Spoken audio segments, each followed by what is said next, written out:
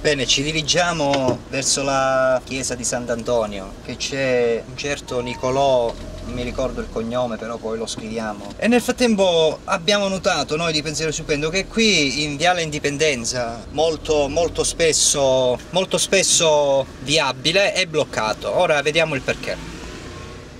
Come immaginavo, è svelato l'arcano. Il mercatino è stato fatto per sfruttare il parcheggio.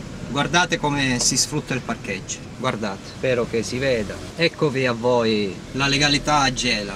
La legalità a Gela che si sta festeggiando al Vincenzo Presti, credo per soldo della regione. E come icona della legalità c'è divinamente Eva Enger. Eva Enger, e qua il parcheggio, nessuno si parcheggia.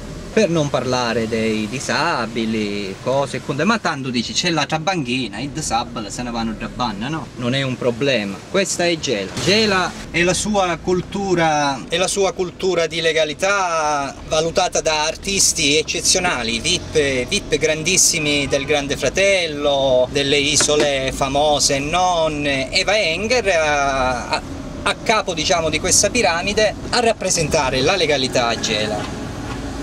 Mentre noi di Pensiero Stupendo abbiamo preferito essere egoisti e pensare a noi stessi, e quindi andiamo a vedere e sentire questo Nicolò che non so come si chiama di cognome, però ha sa di essere gelese.